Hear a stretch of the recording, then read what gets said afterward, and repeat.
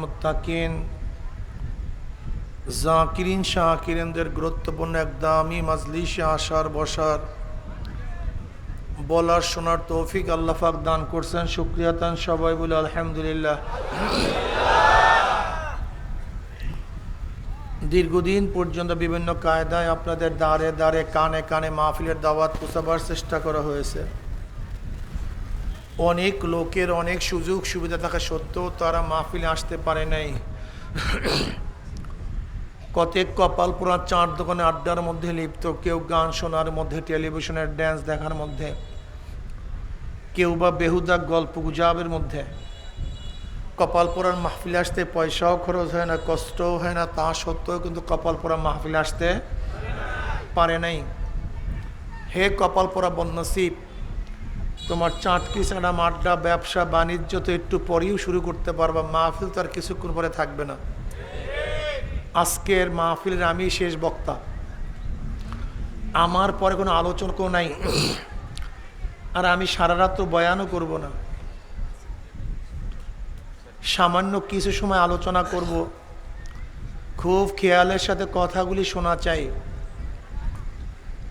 যদি শরিয়াত সম্মত হয় কথাগুলি গ্রহণ করবেন, আর শরিয়াতের উল্টাপাল্টা খেলাফ হলে প্রত্যাখ্যান করবেন, মানবেন না। লা তুআত লি মাখলুকিন ফি মাসিয়াতিল খালিক। গুনার উপরে মোমেন কাউর কথা মানতে পারে না। মোমেন একমাত্র মানে কাকে? আল্লাহকে, আল্লাহ আল্লাহ রসুলকে মানে। এর বাহিরে মোমেন কাউকে মানে না, কাউর কথা মানতে পারে না। হ্যাঁ, যদি শরিয়াত সম্মত হয়, শরিয়াতের খেলাফ না হয়, উল্টা না হয়, তাহলে মোমেন কথা মানে। কিন্তু যদি শরিয়াতের উল্টা পাল্টা কোনো কথা হুকুম মাও দেয়, তাহলেও মোমেন মায়ের কথা মানে না। যদি সেই আদেশটা শরিয়াতের খেলাফ বাবা করে, তাহলে আমি মোমেন হিসাবে বাবার হুকুমও মানতে, কি আশ্চর্য হয়ে গেছেন নাকি? আমি মানতে। স্বামীর কথা মানা স্ত্রীদের জন্য সবচেয়ে বেশি জরুরি। এত জরুরি আর কোনো জিনিস নাই। কিন্তু শরিয়াতের খেলাফ যদি হুকুম স্বামীও দেয়, তাহলে স্ত্রীর জন্য তা মানা জায়েজ নেই। কথাটা বুঝাতে পারি? ঈমানকে মজবুত করে। আসলে আমাদের সমস্যা ঈমানের মধ্যে, আমাদের ভেজালটা ঈমানের মধ্যে। আসলে আমি কে, আমার কাজটা কি, এইটা অনেক মুমিন মুসলমানরাই জানে না। এর মূল কারণ কি জানেন নাকি? আমাদের ঈমান, আমাদের ইসলাম হলো বংশক্রমে। আসলে বুঝিয়া শুনিয়া অনেকেই মুমিনও হই নাই, ইসলামও গ্রহণ করি নাই। উত্তরসূরি হিসেবে পাওয়া ঈমান ও ইসলামের পাওয়ার খুবই কম, একেবারে শক্তিশালী না, দুর্বল। কিন্তু যারা সাধনা করে ঈমান আনছে, ইসলাম আনছে, ইসলাম গ্রহণ করছে, তাদের ঈমানের পাওয়ার, ইসলামের পাওয়ার অনেক অনেক অনেক অনেক বেশি। বুঝাতে পারিনি? সাহাবায়ে কেরাম রিদওয়ানুল্লাহি তাআলা আলাইহিম আজমাইনের ঈমানের অবস্থা কি? আব্দুল্লাহ ইবনে হুযায়ফা রাদিয়াল্লাহু তাআলা আনহু রোমে গেলেন ঘোরার জন্য। হযরত উমর ইবনে খাত্তাব রাদিয়াল্লাহু তাআলা আনহুর জমানায় রোমের প্রেসিডেন্ট ছিলেন হেরাক্কেল। বহু তার নামের ব্যাপারে ইশকাল আছে, হেরাক্কাল না হেরাক্লিয়াস, হেরাক্লা, যাই হোক রোমের প্রেসিডেন্ট। তিনি জনাবে মুহাম্মদ রাসূলুল্লাহ সাল্লাল্লাহু আলাইহি ওয়াসাল্লামের কথা আগের থেকেই জানতেন। সপ্তম হিজরিতে হযরত আবু সুফিয়ান রাদিয়াল্লাহু তাআলা আনহুর সাথে হেরাক্কালের যে ঘটনা ঘটছিল, বুখারীর মধ্যে দীর্ঘ রওয়ায়াত আছে, আপনারা অনেকেই পড়ছেন বা পড়েন নাই। যেহেতু তিনি আহলে কিতাব ছিল, হেরাক্কাল একজন আহলে কিতাব এবং একজন বড় পাদ্রী ছিল, খুব জানতেন। অনেক জ্ঞানের অধিকারী ছিলেন তিনি। হেরাক্কাল যেহেতু নবী আলাইহিস সালাতু ওয়াস সালাম সম্পর্কে সাহাবায়ে কেরাম রিদওয়ানুল্লাহি তাআলা আলাইহিম আজমাইন সম্পর্কে জানতেন যে সাহাবারা লোভী নয়, ভয় পায় না, ঈমান ইসলাম রক্ষার্থে তারা সব কিছু বিলীন করতে পারে, উজাড় করতে পারে। এই খবর তার কাছে ছিল, তার কিতাবের মাধ্যমে তিনি জানতে পারছেন। মনে রাখতে হবে, জনাব মুহাম্মদ রাসূলুল্লাহ সাল্লাল্লাহু আলাইহি ওয়াসাল্লাম সম্পর্কে যেরকম আগেকার কিতাবে বেশারাত দেয়া ছিল, এইভাবে জনাব মুহাম্মদ রাসূলুল্লাহ সাল্লাল্লাহু আলাইহি ওয়াসাল্লামের সাহাবাদের সিফাত, আওসাফ, গুণ সম্পর্কেও আগেকার কিতাবের মধ্যে হুবাহু লেখা ছিল। সে সম্পর্কে আমরা জানি। ওমর ইবনে খাত্তাব রাদিয়াল্লাহু তাআলা আনহু যুবক বয়সে, ওমর রাদিয়াল্লাহু তাআলা আনহু ইসলাম গ্রহণ করছেন, তখন তার বয়স কত ভাই? 27। ওমর ইবনে খাত্তাব রাদিয়াল্লাহু তাআলা আনহু নবুয়াতের পঞ্চম অথবা চতুর্থ নবুয়াতের বছর তিনি ইসলাম গ্রহণ করছেন, যখন মুসলমানের সংখ্যা 39। এই ওমর ইবনে খাত্তাব রাদিয়াল্লাহু তাআলা যুবক বয়সে যখন নবী আলাইহিস সালাতু ওয়াস সালাম নবুয়াতে সাবেত হয় নাই, ওই সময় ওমর ইবনে খাত্তাব রাদিয়াল্লাহু তাআলা সিরিয়ায় গেছিলেন। সিরিয়া যাওয়ার পরে এক পাদ্রীর ওখানে গেছেন। পাদ্রী তাকে বলতেছে যে আসো, তুমি আমার গির্জার মধ্যে আসো। ওমরকে ডাকলেন, তিনি গেলেন, গিয়ে দেখেন গির্জার মধ্যে মাটির স্তূপ। পাদ্রী ওমর ইবনে খাত্তাব রাদিয়াল্লাহু হাতের মধ্যে একটা কোদাল এবং টুকরি দিয়ে বলতেছে, এই মাটির স্তূপগুলো সরাইয়া দাও। ওমর রাদিয়াল্লাহু বলছে, আমি কেন সরাতে যাব? আমি সরাবো কেন? এটা তো আমার দায়িত্ব না। পাদ্রী বলছে, না, তোমাকে সরাতে হবে। ওমর রাদিয়াল্লাহু বললেন, না, আমি সরাতে পারবো না। পাদ্রী ওমর ইবনে খাত্তাব রাদিয়াল্লাহু তাআলা ঈশ্বর কপালের মধ্যে, ঈশ্বরের মধ্যে, গালের মধ্যে একটা থাপ্পড় কষাইয়া দিছে। যেহেতু ওমরই মেজাজ তো জন্মগতই হয়, তবিয়াত তো সাধারণত জন্মগতই হয়। যেহেতু তার গালের মধ্যে থাপ্পড় দিছে, ওমর রাদিয়াল্লাহু হাতের মধ্যে যেই ফাররা ছিল, কোদাল ছিল, সেই কোদাল দিয়ে একটা বাড়ি মারছে। পাদ্রীর অবস্থা কেরাসিন, রক্ত ঝরতেছে। ওমর রাদিয়াল্লাহু তাআলা দৌড়াইতে অনেক দূরে চলে গেছেন। একটা গাছের নিচে বসছে। সেই গাছের পাশেই অদূরেই একটা গির্জা ছিল। গির্জার মধ্য থেকে পাদ্রী ওমর ইবনে খাত্তাবকে দেখতেছেন খুব ভালো মতো। পাদ্রী গির্জার থেকে বের হয়ে আসছে। আসার পর বলছে, তোমার নাম কি? বলে, আমার নাম ওমর। বাড়ি কোথায়? মক্কায়। বংশ কোরাইশি। তোমার বাবার নাম কি? খাল খাত্তাব। আচ্ছা, তুমি সেই ব্যক্তি, তুমি আসো, এদিকে আসো। ওমর খাত্তাব রাদিয়াল্লাহু তাআলা গির্জার মধ্যে নিয়ে গেছেন। খুব আদর করতেছেন, আপ্যায়ন করতেছেন, শ্রদ্ধা সম্মান করতেছেন। ওমর রাদিয়াল্লাহু খুব ভয় পেয়ে গেছেন। এক গির্জার মধ্যে এক কারবার করে আসছে, না জানি এই গির্জার মধ্যে কি ঘটনা ঘটে, না কোন সমস্যায় পড়ি। কিন্তু পাদ্রীর খেদমত এবং শ্রদ্ধা নিবেদন এটা আর্টিফিশিয়াল ছিল না, এটা প্রকৃত ছিল। ওমর রাদিয়াল্লাহু তাআলাকে খেদমত করার পরে নাস্তা করার পরে তিনি বলছে, ওমর, আখির নবী আসবেন, মক্কাতে আসবে, তার দুইজন সহচর হবে, একজন মুরব্বী আর একজন যুবক। যেই যুবক সহচর সে হলো তুমি, সেই ব্যক্তিকে তুমি। তখন ওমর ইবনে খাত্তাব রাদিয়াল্লাহু তাআলা আনহু নবী টবী সম্পর্কে তার কোনো জ্ঞানই ছিল না, তার ধারণাই ছিল না, নবীর আবির্ভাবই হয় নাই। কথাটা বুঝাতে পারিনি। নবী আলাইহিস সালাতু ওয়াস সালামের নবুয়াত 570 ঈসাই সালে, কত ঈসাই সালে?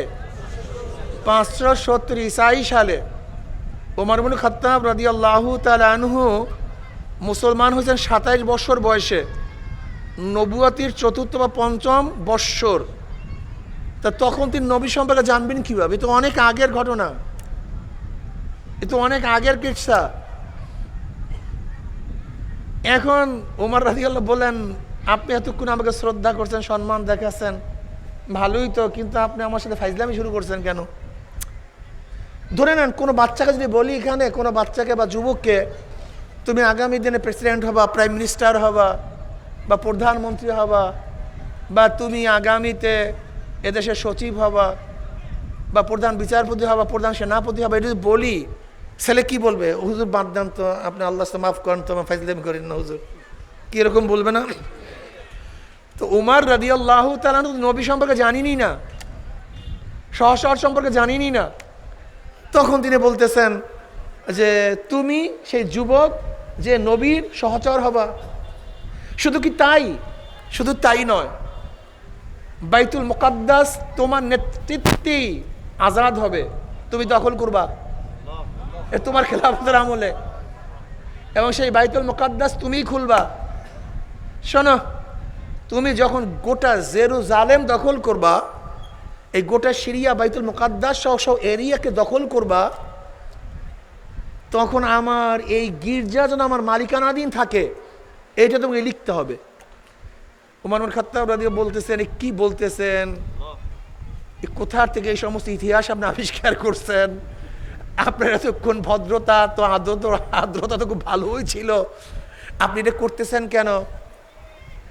এবার পাদ্রী বলতেছে, দেখো, ধরে নাও যদি আমার কথা সত্য নাই হয় তা তো হইল না, কিন্তু আমার কথা যদি সত্য হয়, তা আমার গির্জা কি আমার মালিকানায় তুমি রাখবা কি রাখবা না, এইটা তুমি বলো, লিখে দাও। ওমর রাদিয়াল্লাহু চিন্তা করছেন, ঝামেলা মুক্ত হই, ঝামেলার দরকার নেই, যা ইচ্ছা তাই লেখান, সমস্যা কি? যা ইচ্ছা তাই লেখান, কোনো সমস্যা নেই। ওমর ইবনে খাত্তাব রাদিয়াল্লাহু তাআলা পাদ্রীর কথা অনুযায়ী এই কথা লিখে দিয়েছেন, গোটা জেরুজালেম যখন মুসলমানরা দখল করবে, তখন এই গির্জার মালিক এই পাদ্রী থাকবে, অন্য কেউ না। লিখে দিয়ে দস্তখত দিয়ে দিস। ওমর রাদিয়াল্লাহু চলে আসছেন। এরপরে বহুত ঘটনা ঘটছে, আপনারা জানেন। ওমর ইবনে খাত্তাব রাদিয়াল্লাহু তাআলা আনহু যখন খেলাফতের আসীনে বসছেন, তার নেতৃত্বেই সাদ বিন আবি ওয়াক্কাস রাদিয়াল্লাহু তাআলা আনহু সেনাপতি ছিলেন। তিনি জেরুজালেম দখল করলেন।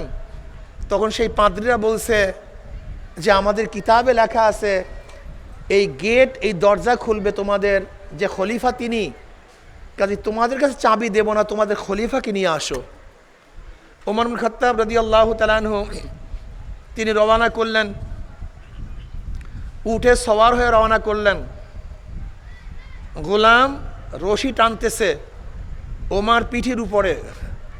হঠাৎ তিনি চিন্তা করলেন, আমিও মানুষ, গোলামও মানুষ, আমি আরাম করব, গোলাম কষ্ট করবে, এ তো হতে পারে না, এটা হতে। এবার ওমর ইবনে খাত্তাব রাদিয়াল্লাহু তাআলা তার গোলামকে বললেন, গোলাম, এবার তুমি পিঠের উপরে ওঠো, তুমি আরাম করো, আমি রশি টানি। গোটা দুনিয়ার মধ্যে ইসলামের খলিফা ব্যতীত এই নজিরাও কেউ সৃষ্টি করতে পারে নাই। এর নাম ইসলাম, এর নাম মুসলমান, এর নাম মুসলমানের খেলাফত, এর নামই মুসলমানের বাদশাহী। অথচ এখানে যে মুসলমানরা আছে, অধিকাংশ মুসলমানের ইসলাম সম্পর্কে সামান্য পরিমাণ ধারণা নেই, সামান্য। আফসোস এবং দুঃখ এবং কষ্ট, মনে খুবই ব্যথা।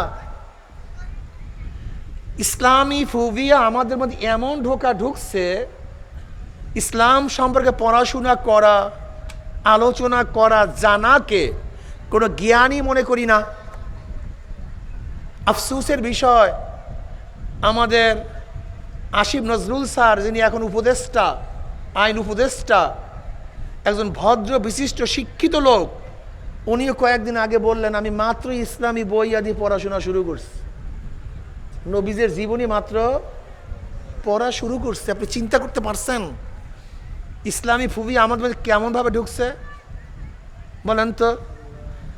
অথচ কোরআনের চেয়ে যৌক্তিক, তাত্ত্বিক, নির্ভুল কোনো কিতাবই দুনিয়াতে নাই।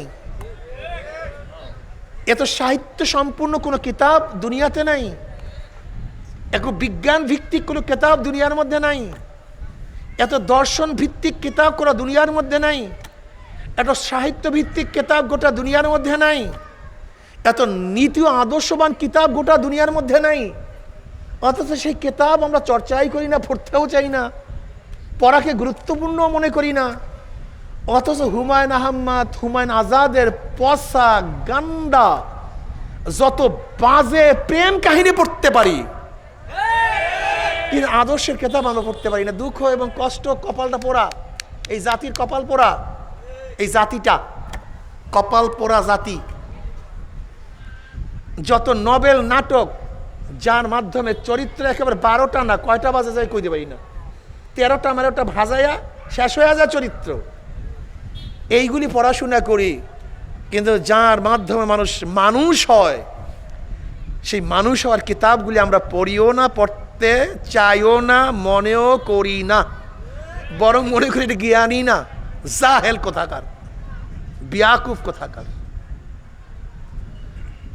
এবার ওমর ইবনে খাত্তাব রাদিয়াল্লাহু তাআলা রশি টানেন, গোলাম উপরে আসেন, পালাক্রমে একজনে টানেন, একজনে উঠেন, আর একজনে উঠেন, আর একজনে টানেন। আল্লাহর কি গ্রীষ্মা, যখন সিরিয়ার মধ্যে ঢুকবে তখন পালা হলো ওমর ইবনে খাত্তাবের, যিনি খলিফাতুল মুমিনিন, রশি টানার পালা, আর গোলামের উপরে ওঠার পালা।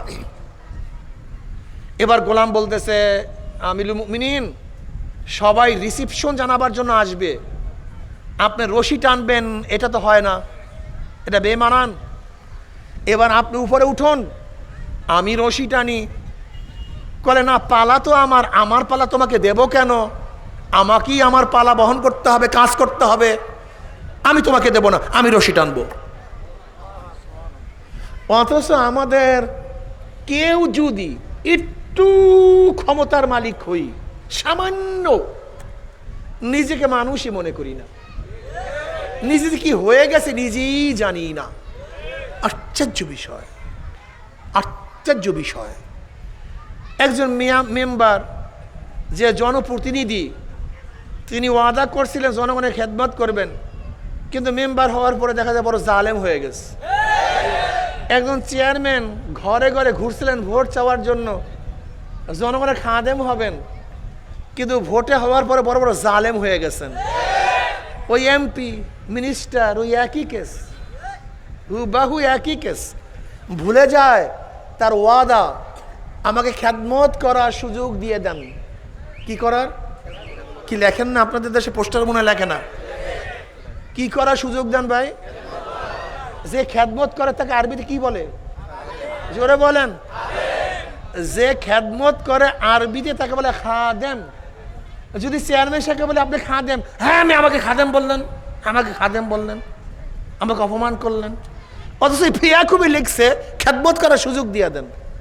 এই বিয়াকুব লিখছে, জাহেল লিখছে, এই জাহেল লিখছে আমাকে খেদমত করার সুযোগ দিয়ে দেন। কিন্তু যখনই সেই খেদমত যে করে তাকে বলি খাদেম, আমি খাদেম কেন? আমি চেয়ারম্যান সাহেব, আমি এমপি সাহেব। তুই এমপি সাহেব না চেয়ারম্যান সাহেব, তুই জালেম সাহেব, তুমি জালেম সাহেব, তুমি ধর্ষক সাহেব, তুমি চোর সাহেব, তুমি ডাকাত সাহেব, তুমি বদমাশ সাহেব। এই হলো অবস্থা। খেদমত করার সুযোগ দিয়ে দেন। সব মিথ্যা, সব মিথ্যা। সত্য বলতে এখন আমরা জানি না।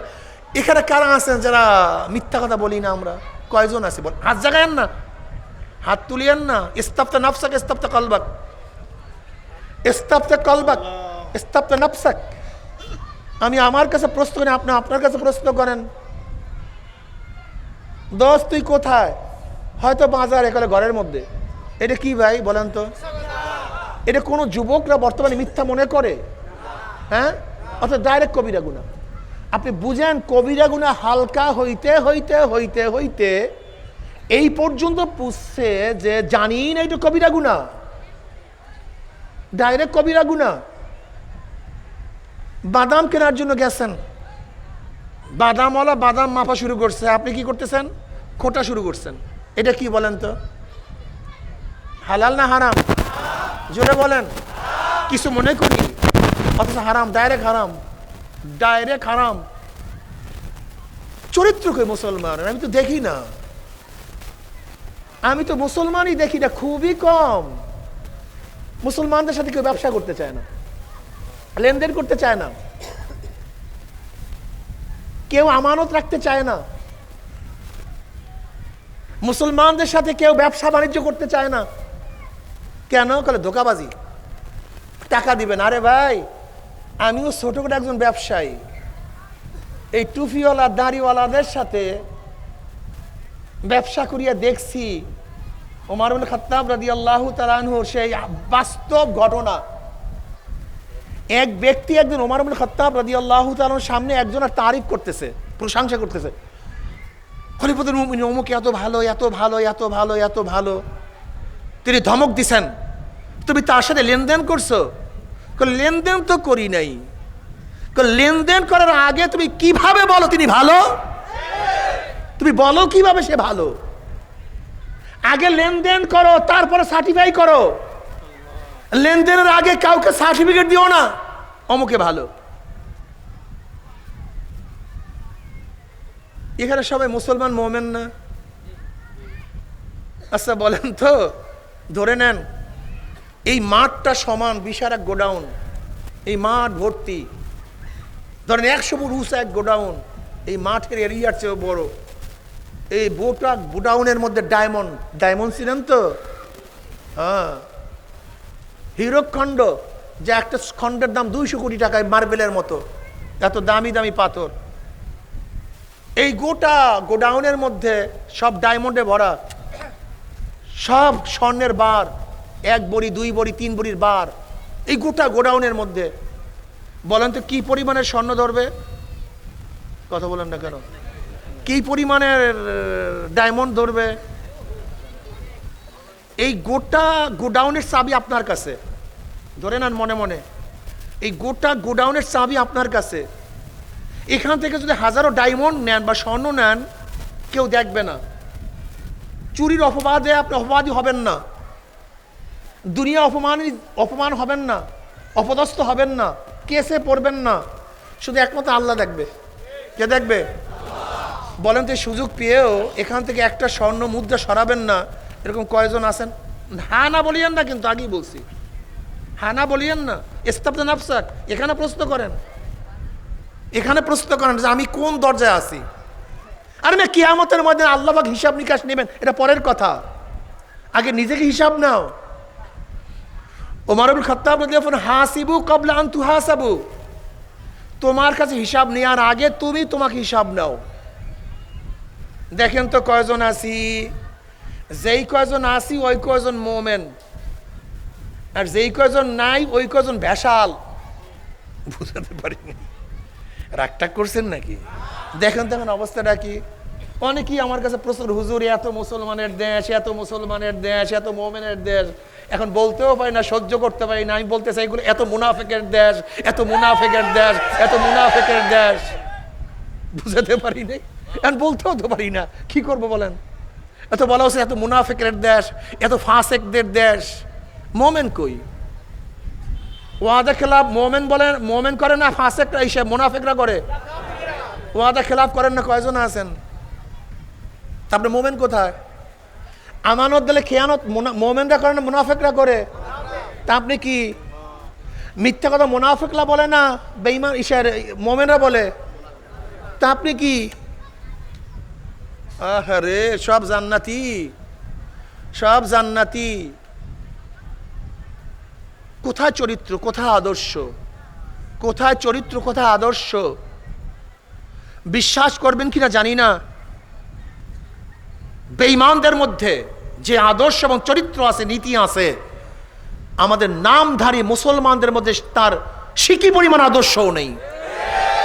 যান আপনি জাপানে, একটা ধোঁকাবাজি পাবেন না।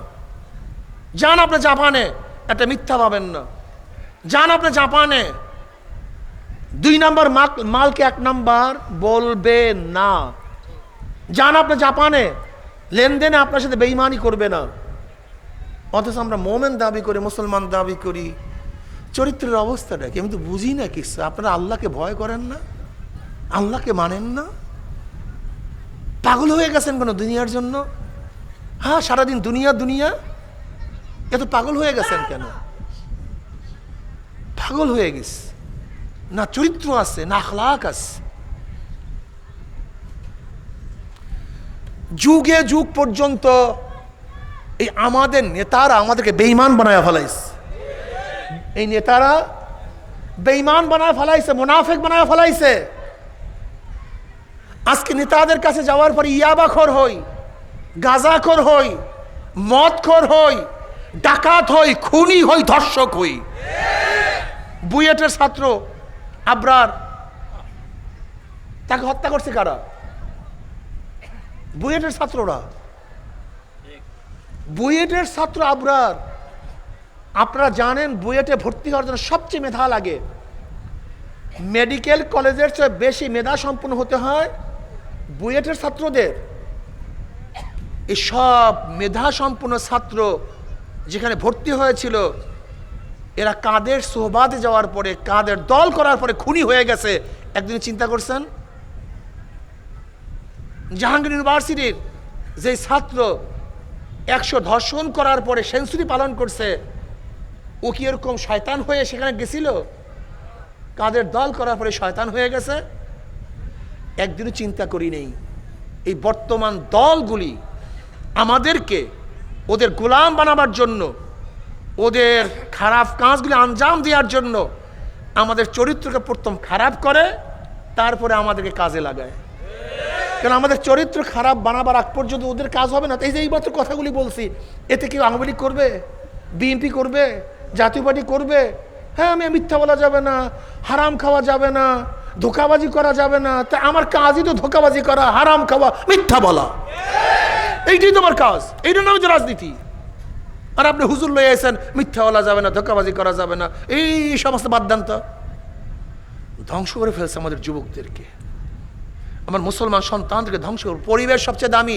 পড়াশোনায় আদর্শ শিক্ষা গ্রহণ করা যায় না। পড়াশোনা শিক্ষিত হওয়ার মাধ্যমে কেউ আদর্শবান হতে পারে না। আদর্শবান হয় সমাজ এবং পরিবারের মাধ্যমে। পড়াশোনায় কেউ সমাজ আদর্শবান হতে পারে না। যদি পড়াশোনায় আদর্শবানই হয়, তাহলে আজকে আওয়ামী লীগ সরকার যাওয়ার পরে সুপ্রিম কোর্টের সমস্ত বিচারকরা কেন স্বেচ্ছায় পদত্যাগ করবে? আমাকে বলো তো, এর চেয়ে বড় কেউ আছে? সুপ্রিম কোর্টের বিচারক যদি পড়াশোনার মাধ্যমে আদর্শবান হয়, তা আওয়ামী লীগ সরকার যাওয়ার পরে সর্বোচ্চ বিদ্যাপীঠ ইউনিভার্সিটির, ঢাকা ইউনিভার্সিটির ভিসি পদত্যাগ করবে কেন? আমাকে বলো তো। যদি পড়াশোনার মাধ্যমে আদর্শবান লোক হয়, তাহলে যতগুলি আইজি আছে প্রত্যেকটা পদত্যাগ করে কেন? অ্যারেস্ট হইতেছে কেন? কারণটা কি? ইঞ্জিনিয়াররা পদচ্যুত হয়েছে কেন, হইতেছে কেন? এরা তো সবাই শিক্ষিত এবং হায়ার এডুকেটেড পারসন। লেকিন পড়াশোনায় শিক্ষিত মানুষকে মানুষ বানায় না। মানুষ বানায় মানুষকে নৈতিকতায়, কোরআন ও হাদিসের এলেমে এবং পারিপার্শ্বিকতায়। বাবার থেকে শিখতে হয়, মার থেকে শিখতে হয়। আমি তো চ্যালেঞ্জ দিয়ে বলতে পারি, আমাদের বাচ্চাদেরকে যদি বলেন এই 1000 কোটি টাকা, যদি 1000 কোটি টাকা অবৈধ, ইনশাল্লাহ চ্যালেঞ্জ দিয়ে বলতে পারি আমাদের সন্তানরা একটা টাকা সেখান থেকে গ্রহণ করবে না। এই রক্তের মধ্যে হারাম নাই, এক ফোঁটা হারাম নাই রক্তের মধ্যে। এইটা আমাদের পরিবারের শিক্ষা। কেন তোমরা নৈতিকতা শিক্ষা দাও না? মানুষ বানাও না, জানোয়ার বানাও। হবেটা কি তোমার বাচ্চা দিয়া? কি হবেটা কি? আজকে হাজার হাজার কোটি টাকার মালিক এই সালমান এফ রহমান, কি অবস্থা আজকে? আজকে সেই বেয়াকুব চরিত্রহীন মানিক্যের অবস্থাটা কি বলেন তো? এটা হবেটা কি? আমি আমার বাবাদেরকে বলবো, বাবা দুনিয়া কিচ্ছু না। আমার মুরব্বীদেরকে বলবো এটা কিচ্ছু না, মনকে বুঝাও। নবী আলাইহিস সালাতু ওয়াস সালাম কেন আসছেন? কি লোক তৈয়ার করছেন? এই ওমরের মতো লোক তৈয়ার করছেন। ওমর ইবনে খাত্তাব রাদিয়াল্লাহু তাআলা আনহু যখন গেলেন সিরিয়ায়, ঘটনা আপনারা জানেন। সেই পাদ্রী, ও যে জুয়ান বয়সে যার কাছে লিখিত দিয়ে আসছিল, সে এসে কাগজ নিয়ে হাজির। কল ওমর, এই দস্তখত চিহ্ন এটা কার? তুমি কি লিখছিলাম, মনে আছে? কল হ্যাঁ মনে তো আস। এখন কি তোমার ফয়সালা কি? ওমর রাদিয়াল্লাহু ঘোষণা করেছিলেন, যদিও কোটা জেরুজালেম সিরিয়া মুসলমানদের অধীনস্থ থাকবে, কিন্তু এই পাদ্রি গির্জায় পাদ্রির অধীনস্থ থাকবে। এর নাম ইসলাম, এর নাম মুসলমান। আব্দুল্লাহ ইবনে হুযায়ফা রাদিয়াল্লাহু তাআলা একই ঘটনা, যে হাজারো চেষ্টা করার পরেও ঈমানকে টলাতে পারে নাই। এই ঘটনা এখন আর বলবো না। প্রচন্ড ফুটন্ত তৈলের মধ্যে ভিজাইয়া দিছে আব্দুল্লাহ ইবনে হুযায়ফা রাদিয়াল্লাহু দলবলকে, ভাজা হয়ে গেছে, ঈমান ছাড়ে নাই। হেরাক্কেলের সুন্দরী মেয়েকে বিবাহ দেওয়ার জন্য প্রস্তাব দিছে, ঈমান ছাড়ে নাই। অর্ধ বাদশাহী দেওয়ার ঘোষণা দিছে, ঈমান ছাড়ে নাই। জেলখানা আবদ্ধ করছে, না খাওয়াইয়া রাখছে, ঈমান টালমাটাল হয় নাই। আমিনু কামা আমানান নাস, ঈমান আনো যেইভাবে সাহাবার ঈমান আনস। আমার যুবক বাবারা, মুরব্বী বাবারা, ঈমান আনো, ইসলাম মজবুত করে ধরো, দেখবা মজার মজা, মজার মজা, মজার মজা, শান্তি আর শান্তি, শান্তি আর শান্তি, শান্তি আর শান্তি। এজন্য আল্লাহ পাক কি বলেন, ইয়া আইয়ুহাল্লাযীনা আমানুত্তাকুল্লাহ ওয়া কুনু মা'আস সাদিকিন। শিক্ষায় মানুষকে মানুষ বলে করে না, বড় শিক্ষিত হইলেই মানুষ মানুষ হয় না। মানুষ মানুষ হয় একজন মানুষের কাছে যাওয়ার পরে। মানুষ মানুষ হয় একজন মানুষের কাছে যাওয়ার পরে। তুমি কি দেখো নাই দাহিয়াতুল কলবি রাদিয়াল্লাহু তাআলা আনহু নিজের হাতে, নিজের ঔরত যা 70 জন মেয়ে বাচ্চাকে নিজের হাতে দাফন করছে জেতা অবস্থায়। কিন্তু নবী আলাইহিস সালাতু ওয়াস সোহবতে যাওয়ার পরে এই দাহিয়াতুল কলবি এত দামি হয়ে গেছে। অধিকাংশ সময় জিবরাইল আলাইহিস সালাতু ওয়াস সালাম দাহিয়াতুল কলবি সূরাতে দুনিয়াতে আসতেন। এই ওমর ইবনে খাত্তাব রাদিয়াল্লাহু তাআলা আনহু এত দামি লোক হয়ে গেছেন। নবী আলাইহিস সালাতু ওয়াস সালাম বলছেন, আমার পরে কেউ নবী হইল ওমর নবী হয়ে যাইতো। ওমর বোঝেও ঠিক, বলেও ঠিক। বুখারীর মধ্যে রওয়ায়াত আসছে, যার অনুকূলে কোরআনের বহুত আয়াত নাযিল হয়ে গেছে, যাকে দেখলে শয়তান পালাইয়া বেড়াইতো। ওমর ইবনে খাত্তাব রাদিয়াল্লাহু তাআলা কেন এরকম হইছেন? নবীর সোহবতে আসার কারণে। নবীর সোহবতে আসার কারণে হাজারো মানুষ এত দামি হয়ে গেছে। আল্লাহ পাক বলেন, রাদিয়াল্লাহু আনহুম ওয়া রাদু আন, আমিও রাজি ওরাও রাজি, আমিও খুশি ওরাও খুশি। ওরা আমাকে ভালোবাসে, আমি ওদেরকে ভালোবাসি। ওরা আমাকে মোহাব্বত করে, আমি ওদেরকে মোহাব্বত করি।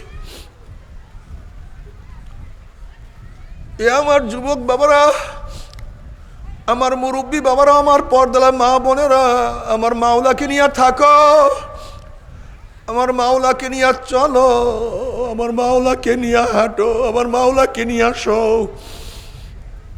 আমার মাওলাকে নিয়ে ব্যবসা করো, বাণিজ্য করো। অর্থাৎ কোন কাজে আমার মাওলায় রাজি, কোন কাজে আমার মাওলায় বেজার। যেই কাজে আমার মাওলায় রাজি ওই কাজ আমি করব, যেই কাজে মাওলায় বেজার ওই কাজ আমি করব না। আমার মাওলায় যেই কাজে খুশি আমি সেই কাজে খুশি, আমার মাওলায় যেই কাজে বেজার আমিও সেই কাজে বেজার। যাকে মোহাব্বত করলে আমার মাওলায় আমাকে মোহাব্বত করবে, আমি তাকে মোহাব্বত করব।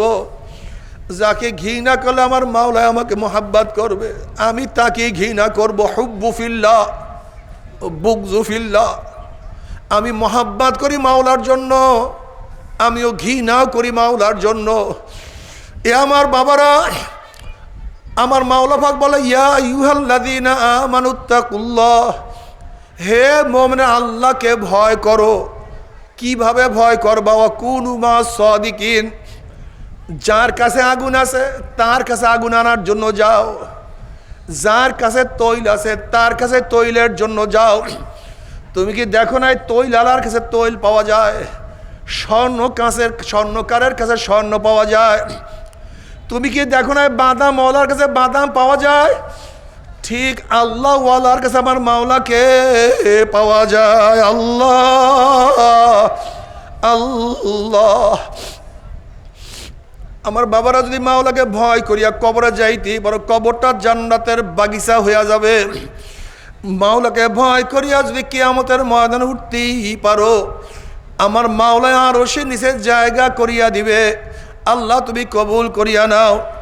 জনাব মুহাম্মদ রাসূলুল্লাহ সাল্লাল্লাহু আলাইহি ওয়াসাল্লাম ফরমান, হে আমার উম্মতেরা, কিয়ামতের ময়দানে 3 জায়গায় আমাকে খোঁজ করিও। হাউজের কিনারে আমাকে খোঁজ করিও, মিজানের কাছে আমাকে খোঁজ করিও, পুলসরাতের গোড়ায় আমাকে খোঁজ করিও। জনাব মুহাম্মদ রাসূলুল্লাহ সাল্লাল্লাহু আলাইহি ওয়াসাল্লাম হাউজের কিনারায় থাকবেন। তিনি ডাক দেবেন, আয় আমার উম্মতেরা, আমি তোদেরকে 1 পেয়ালা হাউজে কাউসারের পানি পান করাইয়া দেব। 50,000 বছরের মধ্যে আর কোনোদিন পানি পিপাসা লাগবে না। আল্লাহ তুমি কবুল করিয়া নাও। আমার নবী নিজের হাতে হাউজে কাউসারের পানি পান করাইয়া দিবে। ওই হাউজের পানি এত সাদা, দুধের চেয়েও সাদা হবে। এত ঘেরান, মেশকের চেয়েও কোটি কোটি গুণ বেশি ঘ্রাণ হবে। এত স্বাদ, মধুর চেয়ে কোটি কোটি গুণ বেশি স্বাদ হবে। এত তাসির, 50,000 বছরের মধ্যে আর কোনোদিন পানির পিপাসা লাগবে না।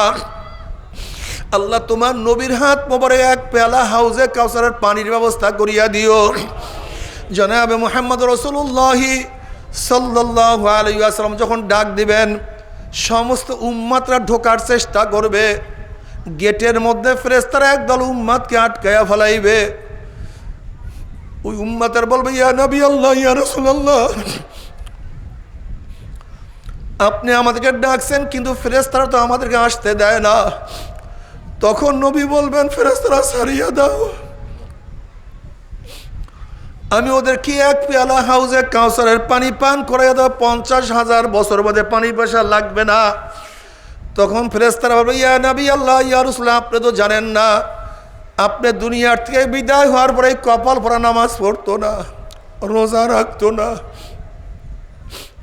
বেপরদা অপকর্মের মধ্যে লিপ্ত থাকতো, মদ গাঁজার মধ্যে সব সময় ব্যস্ত থাকতো, আপনার দল বলের কাছেও যাইতো না, আপনাকে নেতা মানতো না, আপনার নীতি আদর্শে এই নাফরমান পছন্দ করতো না, বরং আপনার নীতি আদর্শ অনুযায়ী যারা চলতো তাদেরকে কত টিটকারি, কত ফাইজলামি, কত আঘাত তারা করত। এরা তো দিনকে পরিবর্তন করিয়া ফেলাইছে। এই কথা শোনার সাথে সাথে নবীর কলিজা মোবারকে দাগ লাগিয়া যাবে, ব্যথা লাগিয়া যাবে। তখন নবী আলাইহিস সালাতু ওয়াস সালাম বলবেন, সৌকান সৌকান সৌকান, দূর হ দূর হ দূর হ, তোরা আমার উম্মত না। এ আমার জ্ঞানী বাবারা, ও আমার পর্দার জ্ঞানী মা বোনেরা, যদি নবী আলাইহিস সালাতু ওয়াস সালাম তোমাকে আমাকে পরিচয় না দেয়, যদি নবী আলাইহিস সালাতু ওয়াস সালাম তোমাকে আমাকে ভাগাইয়া দেয়, কে হাউজে কাউসারের পানি পান করাইবে? কে তোমাকে সুপারিশ করবে? কে তোমাকে ডাকবে? এরপরে নবী আলাইহিস সালাতু ওয়াস সালাম মিজানের কিনারায় থাকবে, উম্মাতদেরকে ওজন করা শুরু করবে। যখনই কোনো গুনাহ তার উম্মাতের ওজন করা শুরু করবে, অমনি আমার নবী সুপারিশ করবে, মাওলা হে, এই যুবক নামাজ পড়তো, তার বাবা তো নামাজ পড়তো না, এই মেয়ে তো নামাজ পড়তো, তার মা তো নামাজ পড়তো না, এই মেয়ে তো বোরখা পরে, তার মা তো বোরখা পড়তো না, এই যুবক তো দাড়ি রাখতো, তার বাবা তো দাড়ি রাখতো না, এই যুবক তো ইবাদতের মধ্যে মশগুল থাকতো, কিন্তু তার বাবা তো কত বাধা দিত, কিন্তু এরপরও নেক কাজের মধ্যেই থাকতো। কিন্তু এখনো তো কিছু নেক তার রয়েই গেছে, যা ত্রুটিযুক্ত। এই নেকটাকে তুমি বাদ দিও না। যখনই কোনো গুনাহ ওজন করা শুরু করবে, বলবে, মাওলা হে, ওর ঘরের মধ্যে গুনাহ, ওর রাস্তায় গুনাহ, বাজারে গুনাহ, প্রতিষ্ঠানে গুনাহ, সব জায়গায় গুনাহ। এরপর হাজারো গুনার থেকে বাঁচিয়ে থাকার চেষ্টা করছে, হাজারো সাধনা করছে বাঁচিয়ে থাকার জন্য, কিন্তু তারপরে তো কিছু গুনাহ দেখা যায়। মাওলা হে, তুমি গুনাহটাকে ওজন করিও না। যদি গুনাহ ওজন করে আমার উম্মতের কি উপায় হবে? কিয়ামতের মাঝে আল্লাহ রব্বুল আলামিন নবীকে বলবে, সাল তু উতা ইশফা তু শাফা, এ আমার নবী, আপনি আমার কাছে চান, আমি আপনাকে দিয়া দেব। যে সুপারিশ করবেন আপনার সুপারিশ কবুল করব। আমার নবী উম্মতের জন্য যে সুপারিশ করবে, আমার নবীর সুপারিশ আমার মাওলায় কবুল করবে। হে গাধারা, হে জাহেলরা, হে বেয়াকুবরা, যদি তোমার আমার নবী তোমাকে আমাকে চিনতে না পারে, তাহলে তোমার সে আমার সে বদনসিব আর কেউ হইতে পারে না। আল্লাহ,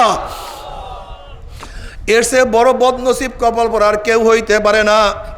জনাবে মুহাম্মদ রাসূলুল্লাহ সাল্লাল্লাহু আলাইহি ওয়াসাল্লাম ফরমান, মান আহাব্বা সুন্নতি ফাকাদ আহাব্বানি ওয়া মান আহাব্বানি কানা মাই ফিল জান্নাহ। যারা আমার সুন্নাত মানবে, সুন্নাতকে মহব্বত করবে, সুন্নাত অনুযায়ী চলবে, সুন্নাত অনুযায়ী চলাফেরা করবে, তারা আমার সাথী হয়ে কিয়ামতের ময়দানে জান্নাতে চলিয়া যাবে। আল্লাহ তুমি কবুল করিয়া না। অন্য রওয়ায়াতের মধ্যে আছে, মান দইয়া সুন্নতি হুররিমাত আলাইহি শাফাআতি। নবী আলাইহিস সালাতু ওয়াস সালাম ফরমান, যারা আমার সুন্নাত মানবে না, অমান্য করবে, আমার সুন্নাতকে জায় করিয়া দিবে, ওদের উপরে আমার সুপারিশ সম্পূর্ণ হারাম হইয়া যাবে। আল্লাহ তুই আমাদের সবাইকে সুন্নাত অনুযায়ী চলার তৌফিক দিয়া দাও। এরপরে আল্লাহ পাক রব্বুল আলামিন কাউকে জান্নাত, কাউকে জাহান্নামের ফয়সালা দিয়া দিবে। জান্নাতি লোক জান্নাতের মধ্যে যাওয়ার পরে সালামুন কাওলাম মির রব্বির রহিম, আল্লাহর তরফ থেকে শান্তি আর শান্তি। অশান্তি কি জিনিস আর কোনোদিন দেখবেও না, পাইবেও না, শুধু শান্তির মধ্যে আরাম আয়েশের মধ্যে থাকবে। কিন্তু আল্লাহ না করুক, আল্লাহ না করুক, যদি জাহান্নামের ফয়সালা হয়ে যায়, জাহান্নামে ফেরেশতারা লাত্তি মারিয়া জাহান্নামে ফলাইয়া দিবে। জাহান্নামে পড়ার পরে জাহান্নামে 70 বছর পর্যন্ত জাহান্নামে নিচে যাইতেই থাকবে, যাইতেই থাকবে, যাইতেই থাকবে, শুধু আগুন, ডাইনে আগুন, বামে আগুন, উপরে নিচে শুধু আগুন আর আগুন। আল্লাহ আমাদের সবাইকে মাফ করিয়া দাও। তবে মোমেন মুসলমান বলতে সবাইরই মনে চায় গুনার থেকে ফিরিয়া নেয়া কামল করিয়া মাওলার জান্নাত, কিন্তু সবাইরই যাইতে মনে চায়। গুনাহ নিয়া মাওলার জাহান্নামে কাউরি কিন্তু যাইতে মনে চায় না। কিন্তু কেনই বা আমরা নেক আমল করতে পারি না, কেনই বা গুনার কাম ছাড়তে পারি না? এর মূল কারণ হলো আপনার এবং আমার পিছনে নফস এবং শয়তান লাগিয়া রইছে। এই নফস এবং শয়তান থেকে ফেরার জন্য যে কোনো একজন হক্কানি আল্লাহর ওলির হাতে হাত দিতে হবে রে বাবা। খবরদার, বর্তমান জমানায় পীর মুরিদের নামে ভেজাল, ব্যবসা, দলাদলি, হিংসা, হাসাদে পরিণত হয়ে গেছে। সমস্ত আল্লাহর ওলির একমত, যেই পীরের 5 জন মুরিদের মধ্যে কমপক্ষে 3 জনকে দেখবেন আলহামদুলিল্লাহ সুন্নাত মুআফিক আমল আকলাক মজবুত হয়ে যাইতে আছে, গুনার কাম ছাড়তে আছে, নেকের আমল ধরতে আছে, কলব নরম হইয়া চোখে পানি আসতে আছে। বৃক্ষতর নাম কি, ফলে পরিচয়। আমি চরমোনাই বুঝি না, চরমোনার দাওয়াত, প্রশংসা, প্রচার প্রসার করার জন্য আসিনি রে বাবা। চরমোনাই যাওয়ার তোমার কোনো দরকার নাই, কোনো দরকার নাই, কোনো দরকার নাই। তুমি যার কাছে গিয়া পারো গুনার কাম সারো, নেকের আমল ধরো, কলব নরম করিয়া চোখে পানি নিয়া মাওলার কবরে যাইও। যেরকম দুনিয়ার ঘরে আগুন লাগলে পানি ছাড়া নিমানো যায় না, ঠিক তদ্রূপ তোমার এবং আমার গুনার দ্বারা যে জাহান্নামের আগুন জ্বলিয়া রইছে, চোখের পানি ও ছাড়া কিন্তু জাহান্নামের আগুন নিবানো সম্ভব না। কাজে বাবা, আমার জন্য দোয়া চাই, আমিও দোয়া করি, সবাই সবার জন্য প্রাণ খুলিয়া দোয়া করো, যেন কিয়ামতের ময়দানে গলাগলি বাঁধিয়া মাওলা একসাথে জান্নাতে যাওয়ার তৌফিক দিয়া দেয়। আল্লাহুম্মা আমিন। ও আমার পর্দালা মা, আপনারা 2 হাত তুলিয়া মাওলার দরবারে কান্দো।